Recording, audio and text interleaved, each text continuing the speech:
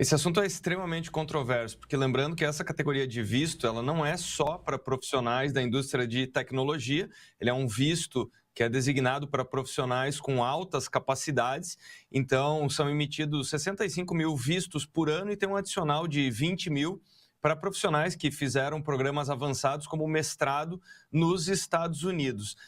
Nos últimos anos cresceu muito o percentual de profissionais da área de TI, né? Então engenheiros, pessoal de ciência da computação e que foram contratados pelas Big Techs.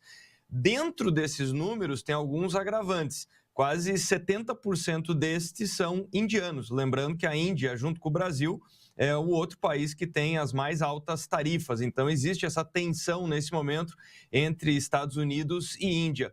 E algumas empresas vão ser especialmente afetadas, como é o caso da Amazon, que nos últimos anos chegou a requisitar 10 mil desses 65 mil vistos. Então, com essa imposição dos 100 mil dólares, nós temos uma série de caminhos possíveis. Essas empresas, elas vão ter mais dificuldade para contratar, elas eventualmente vão ter que contar com mais serviços remotos, ou elas vão ter que estabelecer unidades em alguns desses países, por exemplo, como na Índia, para prestar serviço de forma remota, e isso não geraria emprego justamente nos Estados Unidos.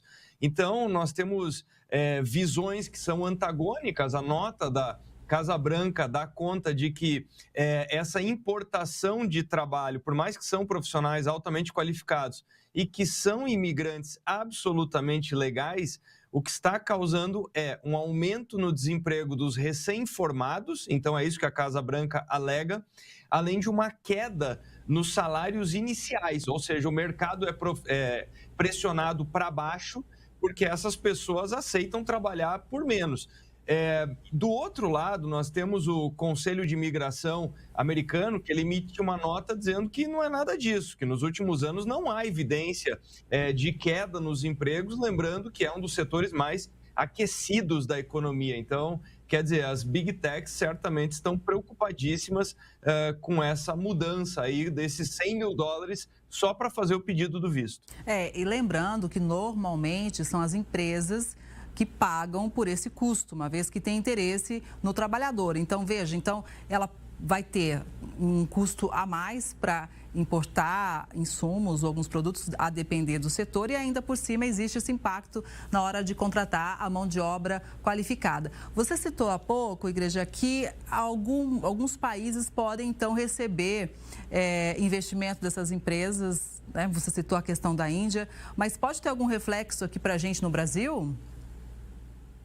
Olha, tem muitos brasileiros que são contratados por essas empresas, então, especialmente na pandemia e até mesmo antes, o que nós temos é profissionais altamente qualificados que têm uma trajetória. No começo eles começam a prestar serviço de forma remota, então logo eles comprovem as suas capacidades, eles acabam indo para os Estados Unidos. Então tem um impacto sim, porque nos últimos anos nós criamos um fluxo dessas pessoas que acabaram indo trabalhar nos Estados Unidos. Só para dar a dimensão dessa mudança, esse visto, até poucos dias atrás, ele custava entre 2 mil a 5 mil dólares. Então, ele é chamado de um visto temporário, nessa categoria H1B, que é justamente para o trabalhador ficar por um período.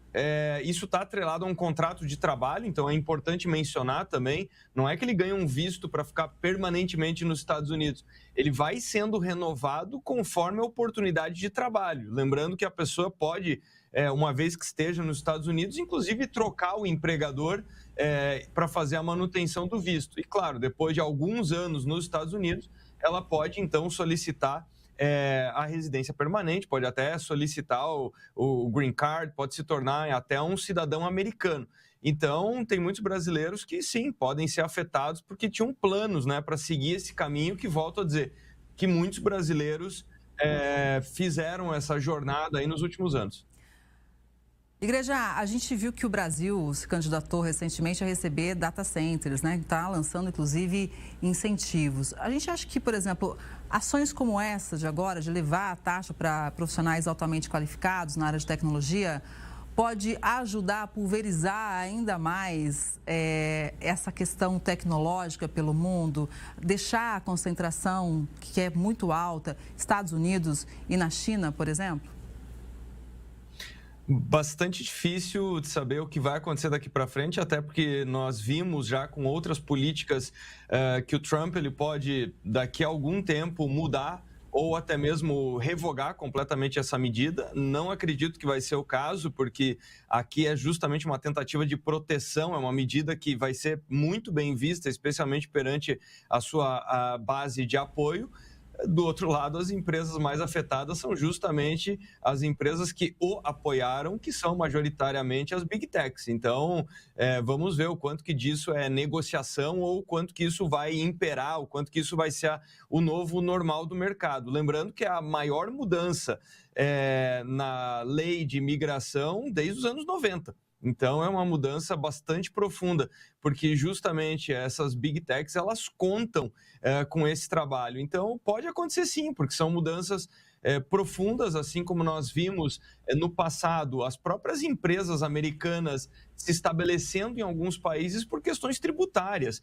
Teve em algum momento em que, por exemplo, a Irlanda se tornou um grande destino para empresas como o Google, como Microsoft, justamente por estruturas tributárias. Então, agora nós estamos vendo uma mudança que há um impacto grande, né? Nós temos que lembrar que por mais que os salários sejam bastante grandes, eu digo, o valor, né, na indústria de tecnologia, aqui nós estamos falando de um pênalti, né, esses $100 mil, que representam um ano, em alguns casos, de salário desses profissionais. Então, imagina que você está trazendo um profissional, mas só para trazer ele é como se você já tivesse pago um ano de trabalho.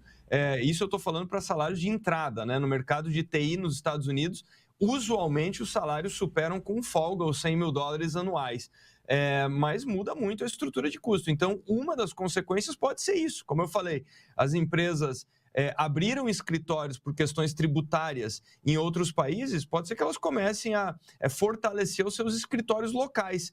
Claro que tudo isso fica um pouco mais confuso, porque é justamente um momento em que nós vemos um crescimento global da volta aos escritórios, né? Então, se nós tivemos aí uma grande tendência do trabalho 100% remoto e depois do trabalho híbrido, agora nós vemos uma volta para o escritório. Então, quer dizer, essas coisas se colidem, né? Tem muita água para correr embaixo da ponte ainda, mas vamos ver como é que o Brasil fica atento nesses pontos e quem sabe a gente consiga trazer esses super salários da área de TI aqui para o nosso país também. Vamos seguir acompanhando, vamos analisando, contando sempre também com você aqui no Jornal. Muito obrigada, Arthur. Obrigado, até a próxima. Até.